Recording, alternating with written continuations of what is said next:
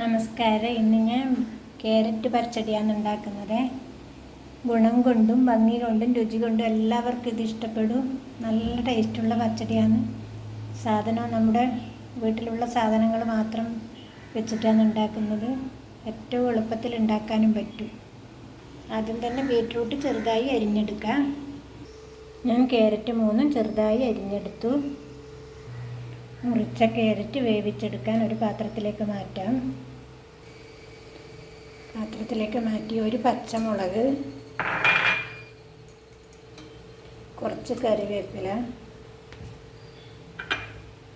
ഉപ്പ്,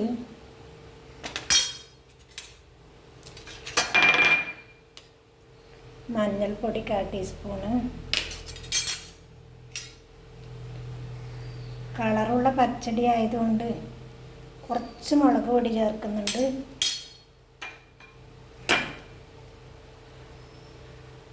ഒരു 1/2 ഗ്ലാസ് വെള്ളം ഒഴിച്ചിട്ട് വേവിച്ചെടുക്കുക. കുക്കറിലാണെങ്കിൽ ഒരു വിസിലടുപ്പിച്ചാൽ മതി.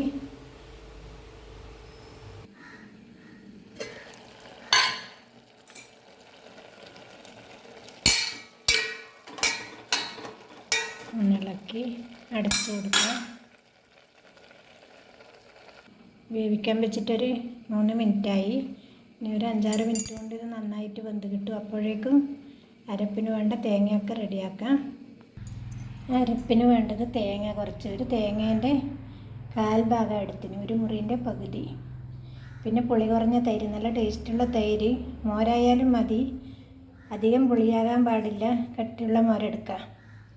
പിന്നെ ഒരു പച്ചമുളക് എടുത്തിട്ടുണ്ട്, കുറച്ച് കടുക്, കറിവേപ്പില, ഇത്രയും മതി. ക്യാരറ്റ് പാകത്തിന് വേവേണ്ട സമയമായി ഏകദേശം. ക്യാരറ്റ് നന്നായിട്ട് വെന്തിട്ടുണ്ട്. കൈകൊണ്ട് തൊടുമ്പോൾ നന്നായിട്ട് അമർന്ന് വരുന്നുണ്ട്. അധികം വെന്ത് പോകരുത്, വേവാഞ്ഞാലും ടേസ്റ്റ് കിട്ടില്ല, ഒരു പച്ച ചൊവയുണ്ടാവും. പാകത്തിനായിട്ടുണ്ട്. 8-9 മിനിറ്റ് ആയിട്ടുണ്ടാവും.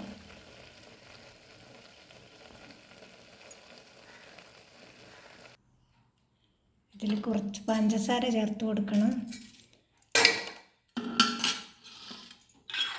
സ്റ്റവ് ഓഫ് ചെയ്യുന്നതിന് മുമ്പായിട്ട് ചേർത്ത് വെക്കേണ്ടതായിരുന്നു.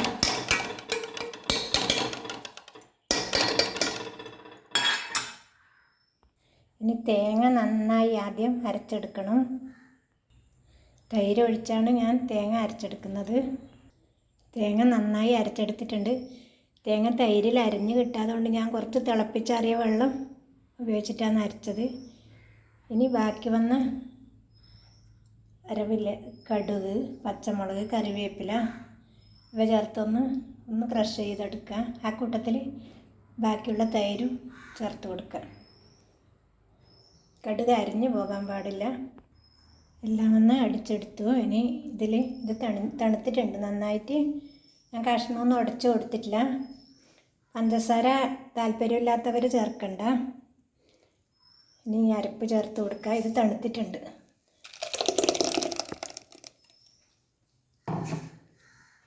ഒന്ന് ഇളക്കി കൊടുക്കുക. അരപ്പെല്ലാം ചേർത്ത് ഇളക്കി കൊടുത്തു. ചെറിയ ഉപ്പ് കുറവുണ്ടായിരുന്നു, അതും ചേർത്ത് കൊടുത്തു. ജാറ് കഴുകിയ വെള്ളമൊന്നും ചേർത്തിട്ടില്ല. എല്ലാവർക്കും ഇഷ്ടപ്പെടും. ഇത് 7-ാം മാസം തൊട്ട് ചെറിയ കുട്ടികൾക്കൊക്കെ കൊടുക്കാൻ പറ്റുന്ന നല്ലൊരു കറിയാണ്. കടുക് വറക്കാൻ വെളിച്ചെണ്ണ അടുപ്പത്ത് വെച്ചു. കടുകിട്ട്